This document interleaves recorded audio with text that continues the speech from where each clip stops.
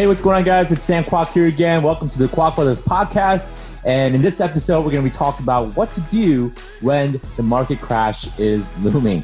Now, you guys probably seen in the last two videos, last two podcasts, all we've been talking about is the market crash, right? The last two videos, Daniel talked about the interest rate, right? Why the interest rate rising is a critical indication and something that we should be really paying attention to. The video that I did, the podcast that I did, talked about the new law that came in effect that I think is really going to put the fuel to this fire of this market boom right now. Now, my opinion right now, and I'm not a financial advisor, just put that out there. But my opinion right now is that we're on a market boom. Everywhere across the country, I'm hearing opinions from different types of professionals, whether attorneys, realtors. I'm hearing constantly that there's no supply, that supply is tightening up, demand's picking up, and simply by the fact that the interest rate is rising, we can see that the Federal Reserve is trying to slow down the economy. So what to do when this is happening? And I think we're getting pretty close to the high of the market, and everywhere I turn, everyone's saying, yeah, within a year or 2 years, the market's going to crash. So I'm starting to believe, doing my own research, right? The new law getting passed, interest rates rising. Federal Reserve is thinking about raising the interest rate 2 more times this year. Pretty frightening, I'm going to have to say. But we have to be proactive, right? As real estate investors, whether you're getting started, you're learning, or you're out there as an advanced real estate investor, I think it's pretty important that we have to start arming ourselves with some preparation, right? We have to be prepared. There's nothing worse than being caught with their pants down, right? Metaphorically speaking. So let's dive right into what I would do in a condition where the market is at a height where we're all sensing that this market crash is coming. What do we do? So first of all, my brother and I were both agreeing that the market sucks, and whatever we look at as far as buying a property, the figures are really tough, right? I mean, we're getting really skinny cash flow, which means the prices are really high. The figures aren't just there, right, to buy, unless we find an extraordinary deal where the figures look amazing. Current market situation, July 10th, 2018, it's just not there. We're not seeing numbers.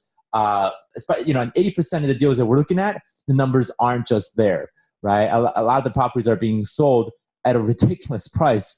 It's unbelievable, right? So the old adage saying of buy low, sell high applies to real estate, right? So you got to ask yourself a question: do you really want to buy at a time where the real estate prices are really high, right? Especially the interest rates are going up.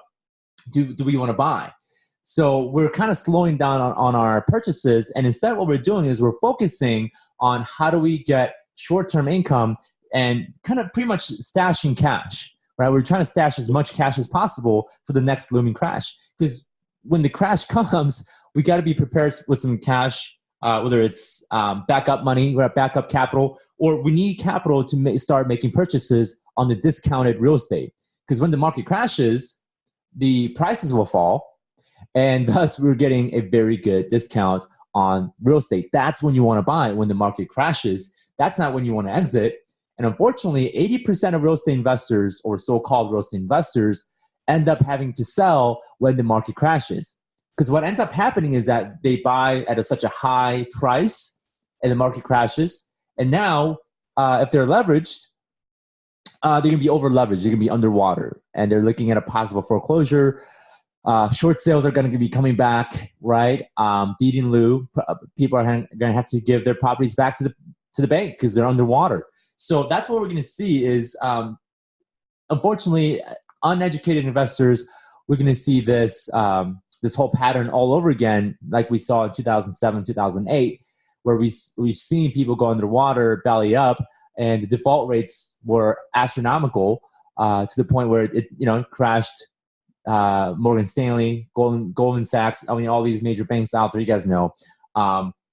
So that's what's going to happen. So I guess my first quote unquote tip is slow down your purchases, right? Be very discriminatory when it comes to the figures, and don't let your emotions judge your purchase decision, right? I mean, I see this all the time with new investors that take a look at a deal, they're super excited, and their excitement literally drives them to think that this is a good deal when it's not.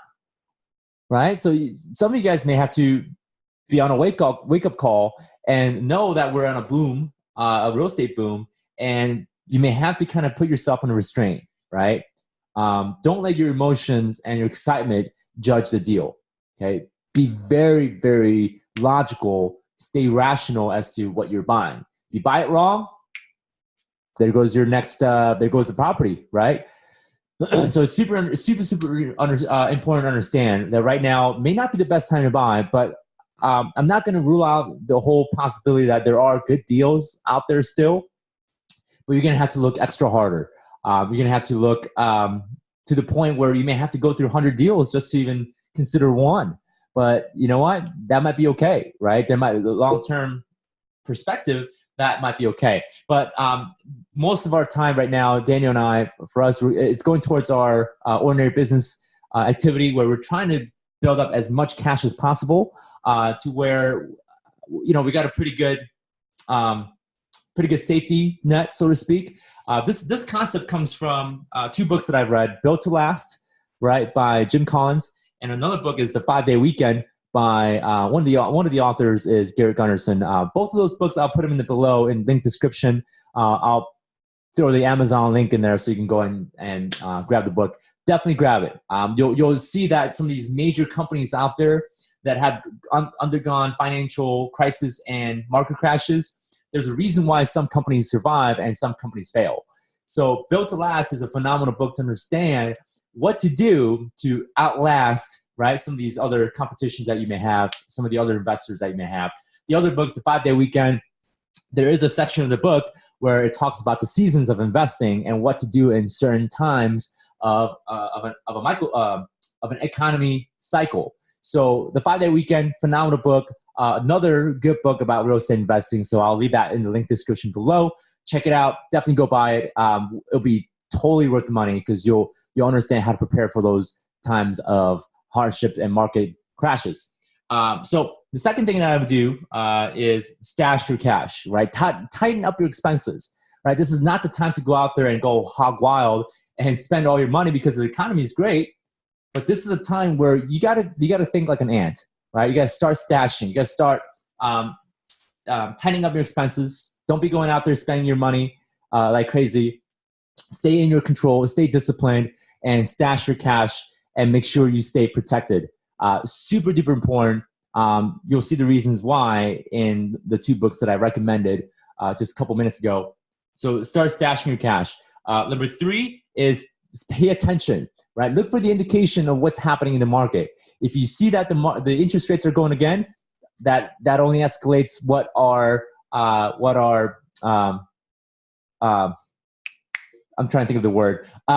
It reinforces the fact that our predictions are coming true, right? So look for the indication.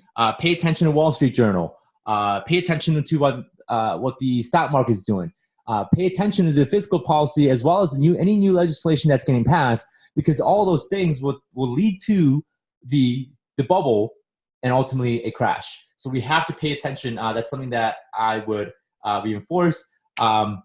It's really important that you pay attention, right? Stay ahead of the game, because if you see signs, that's what we know. The 2008, 2007 market crash, the sign that gave it away was the subprime default rate, right? And also looking at the credit rating of some of these bonds that were being sold.